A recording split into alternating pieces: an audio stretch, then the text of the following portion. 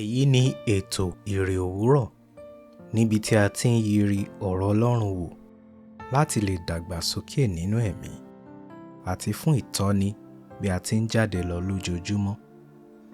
Ìwé Bíbélì Àjùmọ tí a tẹ̀ jáde láti ọwọ́ àjọ ìwé mímọ́ Scripture Union Nigeria ni à ń lò. Bíbélì kíkà wa ní òwúrọ̀ yìí ni a ó rí nínú ìwé Jòhánù orí 9 ẹsẹ̀ 25 títí dé 29. Ó kà báyìí: Jésù gbọ́ pé wọ́n ti tì í sóde. Nígbà tí ó sì rí i, ó wí pé, "Ìwọ gba ọmọ Ọlọ́run gbọ́ bí?" Òun sì dáhùn wípé, "Ta ni Olúwa, kí èmi lè gbà á gbọ́?" Jésù wí fún un pé, "Ìwọ ti rí i, òun náà sì ni ẹni tí ń bá ọ sọ̀rọ̀ yìí." Ó sì wí pé, "Olúwa, mo gbàgbọ́." Ó sì wólẹ̀ fún un.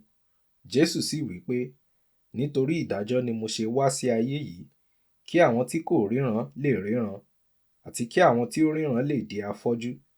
Nínú àwọn Farisí tí ó wà lọ́dọ̀ rẹ̀ gbọ́ nǹkan wọ̀nyí, wọ́n sì wí fún un pé, "Àwa pẹ̀lú fọ́jú bí?" Jésù sì wí fún wọn pé, "Ìbá ṣe pé ẹ̀yin fọ́jú, ẹ̀yin kì bá ti lẹ́ṣẹ̀. Ṣùgbọ́n nísinsìnyí ẹ̀yin wí pé, àwa ríran. Nítorí náà ẹ̀ṣẹ̀ yín wà síbẹ̀." Ojú Ọlọ́run ń wò ọ́, àárẹ̀ mú ọ, ọkàn rẹ pòrúurù bí? Àbí ó tilẹ̀ dàbí ẹni pé a dá ọ dá ìṣòro rẹ, kò sì sí ẹni tí ó bìkítà láti gba ọ̀rọ̀ rẹ rò? Kò rí bẹ́ẹ̀ rárá, torí pé Ọlọ́run olójú kárí ayé ń wò ọ́. Lẹ́yìn ọ̀pọ̀lọpọ̀ ìbéèrè àti ìponinífúnpọ̀ tí wọ́n fi kọ́ afọ́jú tí ó rí ìwòsàn lójú wọn, Jésù sì tẹ́wọ́ gbà á.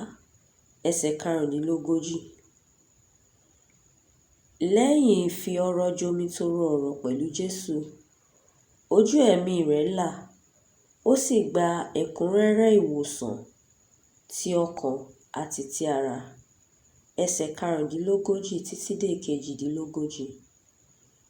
Ní kété tí ó ti gba Olúwa gbọ́, ó wólẹ̀ fún Jésù.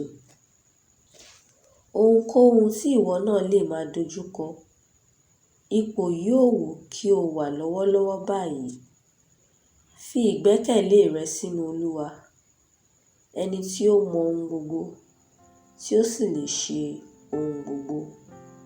Fún ìrònú, ka orin Dáfídì orí 56 ẹsẹ̀ 1.